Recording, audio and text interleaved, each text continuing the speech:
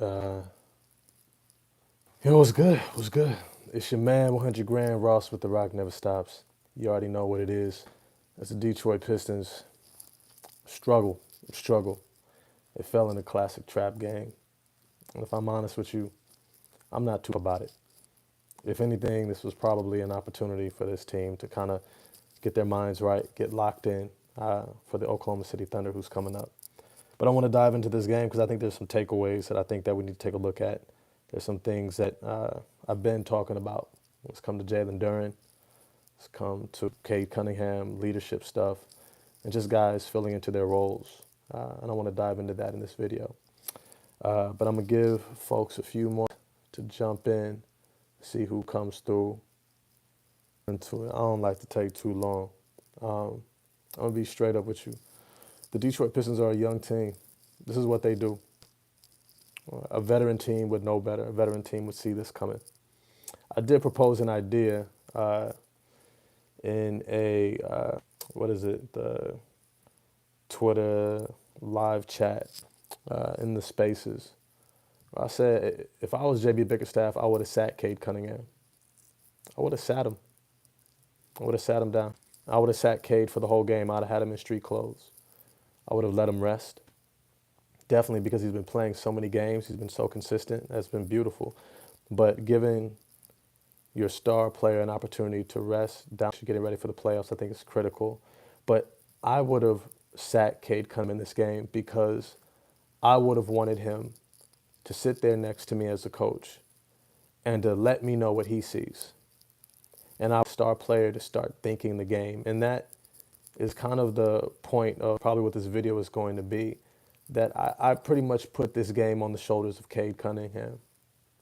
I think he was the main culprit in terms of why this team was not ready to go, was not locked in, because their star was not locked in. Scoring a bunch does not mean you're locked in. Execution, holding guys accountable, making sure that their energy is up, their effort is where it needs to be. That's what it means to be a leader. And Cade Cunningham, he fell a little bit short in this game. He fell a little bit short. You know, one of the things that I think I take a look at when I think about basketball is, you know, games are a byproduct of what you do in practice. That's something that Coach Wooden, John would talk about in UCLA. That by the time you get to the actual game, it's just a byproduct of what you've been doing in practice. And so if you see a game like tonight, you have to think, what are you doing in practice or what are you not doing in practice? Yo, what's good, man? What's good? What's good? You know, when I was watching this game, at first I was excited, if I'm honest. At first I was excited because I saw immediately back-to-back possessions. They went at Jordan Poole.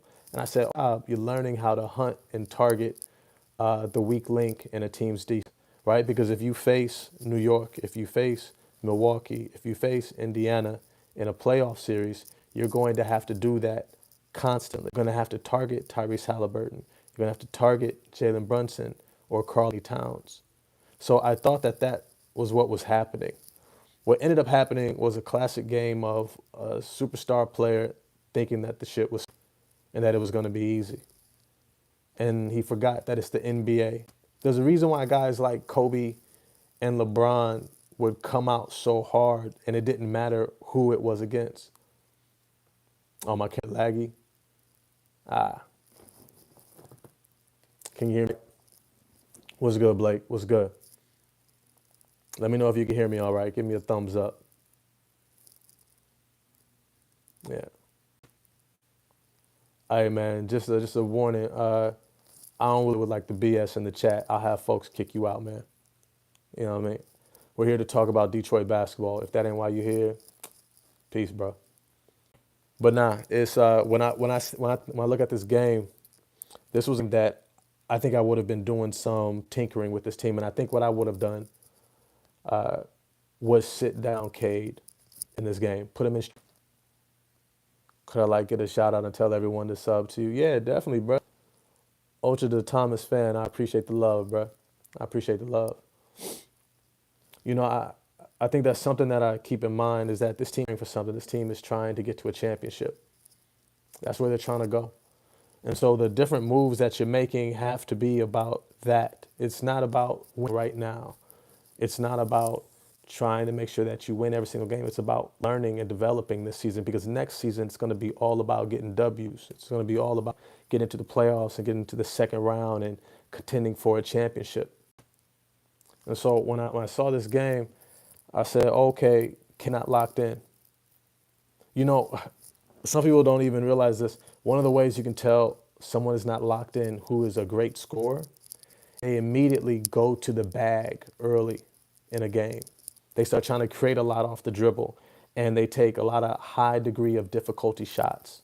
That's indicative of is that they're not utilizing their system to score easily to be able to beat a team. They're trying to do it on their own. And just because you have the talent to drop 30, 40, 50, 60 points in the game doesn't mean that that actually equals to winning the game, because you have to get in this NBA to 115, 120 points in a game to win. Well, you have a great game and get to 60, you're only halfway there. And so you have to start thinking about how are you going to game across the finish line. Now, there's some things that I've been pointing out, especially when I've been doing the Jalen Duren videos, that have been pretty significant. I saw play out in this game that Jalen Duren had a clear mismatch against Alex Sarr. He had a clear mismatch against Alex Sarr. Physicality, quickness getting to the rim. When Jalen Duren wanted to impose himself, there was nothing Alex Sarr could do about it. Here's the thing. If you are not going to put pressure on Alex Sarr and allow him to get comfortable in this game, which he did, he got real comfortable, even came up with a key block. That was pretty much the reason why Washington was able to pull out this win. If you let a young guy get confident and comfortable, all of a sudden he's playing up to his abilities. And what he became was Miles Turner. He became that stretch big that perpetually kills the Detroit Pistons. He was really the catalyst for unlocking this Washington Wizards offense. His ability to sit at the top of the key and spread you out and go 5 out was the reason why the Detroit Pistons were caught in rotation constantly. They struggle against teams that can do that to them. Now, here's the thing. It didn't help that the Pistons weren't locked in. It didn't help that they weren't pushing tempo. It didn't help that they have a level of defensive urgency to fly around and to put a lot of pressure on that perimeter. But this is what happens. Now, a couple things that I want to get to that this is like housekeeping for this team. There's certain guys that need to know their place. They've got to, it's not a bad thing to know your role. In fact, you can become a star in your role. SGA just finished talking about it in their recent win against the Boston Celtics. He said, we've got guys on this team who are stars in their role. Some of these guys on the Detroit Pistons, how do you say it? They get a little bit too big for their boots. And at this point in their careers, they should know better. Tim Hardaway Jr., you should not be trying to create offense. You should not be trying to play make. You should be swinging that ball to one of the primary playmakers on this team, and you should already have them identified. At the same time, you should also know what your game is. Simone Fontecchio, you should not be trying to split doubles. You should not be trying to create off the bounce. Right? That's Cade's job. That's Asar. That's Dennis Schroeder. Play your role. And this was a game where guys are kind of just doing whatever the hell they wanted. We said there's a few NBA games on the Sega Genesis. I have a cartridge right now. Okay. These are one of those moments where I'm just like, look, all right, it was a trap game. It was a game where you just beat a team home and home against one of the worst teams in the NBA. You took them for granted, and you didn't show up, and you tried to close it out. You weren't able to. Okay, it stings a little bit because you were tied for fourth place? Or was it fifth place in the East? What was it Boston, Cleveland, New York? Yeah, so it was fourth place, with fifth and sixth seed. They were all tied. To come out with that type of energy after this type of a game, to have this type of opportunity, and that's how you come out. To me, it's just like Part of this is on JB Bickerstaff to not get them amped up and be like, take care of business. Take care of business. This is a gimme. This is low-hanging fruit we can't afford because we got OKC coming in here and they're probably going to get on our ass after just beating Boston. So we've got to take care of business now. Maybe you got to do better to get them going. But at the end of the day, when you think about where this team is headed, there's some things that need. One, Jalen Duren has got to be featured. I need to see more opportunities of Jalen Duren actually attacking opposing bigs, especially opposing bigs. The reason why is because we don't want them out there. We don't want Karl Anthony Towns out there. We don't want Miles Turner out there. We don't want Kristaps Porzingis out there for long stretches where they can kill us from the perimeter. What we want is to get them in trouble or to get them fatigued from playing defense and then their legs aren't under them. They're not in a rhythm. They're not going to sit up there at the top of the key and kill us from the top of the key. We've got to do better of featuring Jalen Duren because you know why also? Featuring Jalen Duren early on gets him amped up to it. What we saw from Jalen Duren in the second half, we needed in the first half. But we have to get him going. And that's where Cade Cunningham has to do a better job of getting his other guys involved, especially guys whom he's going to depend to get them across the finish line. Look, stats weren't too bad, right? Jalen Duren, 18 points, 14 rebounds, and a block, right? Tobias Harris had 14, 3 and 3. Cade had 38 points, 10 assists, 4 turnovers, which was good, but he shot 36% from the field. That's all bad. Yeah, I appreciate it. I appreciate it. Yeah, man. You know, like, when we think about where this team is headed, we need to really actually see what Jalen Duren is at. Like, we need to actually see what he's got. We need to see, can he take over for stretches? Can he take the weight off of Cade, which is why, honest, I wouldn't even care if they sat Cade against OKC. Matter of fact, for the rest of the season, you shouldn't even play Cade in back-to-back games. For the rest of the season, you shouldn't, because he's a heavy load carrier. He's somebody that to the playoffs is going to carry an even larger load, probably playing close to 35 minutes, 38 to 42 minutes a game. You need Asar Thompson locked in playing that point forward role. You need Jalen Duren locked in distributing the ball at the top of the key or attacking his man off the bounce, right? We need Tobias Harris getting to his spots in the post, right? We need the shooters running actions along the perimeter, right? Not begging for the ball, like they're supposed to get the ball, Tim Hardaway. But if you don't get it, trust that Duren is going to do something because he's the man. Duren is the man. Man. Tobias Harris, yeah, is a little bit of the man. Tim Hardaway is not you. You're not the man. You're option number 5 in that starting lineup. 5. I know early in the season you got featured and you was like a 1-2 early in the season. At this point, JB, you need to send a message, clear message. Tim Hardaway, you're option number 5 in that starting lineup. We need you to play like it. That means the shot clock's winding down, the ball is in your hands, and you don't have a clear, wide open shot. You swing that ball to Cade or someone else to make a play. That ain't you, bro. That ain't you. You're number 5. You're number 5. And this is where this game was just sloppy. And I think Isaiah Stewart said it in the post-game conference. He was just kind of just doing our own thing out there. We weren't really executing. We weren't really following a game plan. To be honest, JB Bickerstaff, you should be freaking embarrassed because if one of your players say that about you, that's your responsibility. That's your responsibility. You should have been on their ass. You should have been on their ass. If they're not going to execute, you should have been subbing them out early. Hey, Cade, Asar's supposed to be bringing them in the game.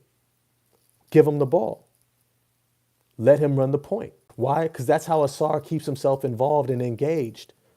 When Asar is playing point and he's attacking the paint, collapsing the defense, and then kicking the ball out to shooter, making the game easy on you, Cade, this is how you get yourself going. I don't care if you can get it any time. We're saving you going into your bag for the end of games. Not for the first quarter, bro. Not for the first quarter. Some other things that I need to see. Simone Fontecchio, you're a catch and shooter. Tim Hardaway, I would bring both of them up into my office. Sit them down. Sit them down. Look them dead in the eye. You trying to attack off the bounce. If it ain't a straight line drive and you wide open, you better pass that fucking ball. You better pass that ball. We getting ready for the playoffs. This ain't no team that don't matter anymore and they just trying to, you just happy here and you just go out there and do your thing. Nah, you need to switch it up on them things. Look, maybe early in the season, they helped you. It was great. Hey, Tim Hardaway, still an NBA player. Congratulations. You've been a starting shooting guard, a playoff team. You're going to get a great contract someplace. Well, I'm probably not get a great contract, but you're probably going to get signed somewhere next season. All right, great job. Hey, we added your career because you was on the bench in Dallas. You lost your spot to Jaden Hardy and to Quentin Grimes last season. So now you come here and you got a chance to start. Okay, now I need you to play your role. I need you to play your role, Timmy. Timmy, you ain't your daddy. And it ain't over crossover, get to the rack. That ain't you. That's you. Catch it. Just put it. That's you. That's you. Simone Fontecchio, take the shot. Take, my boy, take the shot. And if you don't have a catch and shoot shot, pass that thing. It is not your job to play make and try to create shots. That is not you. That ain't never been you. That ain't never been you, bruh. In high school, when you was the man, that ain't been you. Know your role. Because those are possessions that need to be going to guys like Jalen Duren. It needs to be going to guys like Asar Thompson and Dennis Schroeder and Cade Cunningham and Tobias Harris, who are to do that precise thing. So some of these guys need a recalibration of their role, for sure. Asar Thompson, look, JB had a lot to, and maybe, I'll give JB this. Maybe what was happening for JB is that he was sitting back and he was like, let me just see what y'all do. And that's real talk. Look, I've coached college. I've seen it. I've been on benches. I used to coach like 15 years.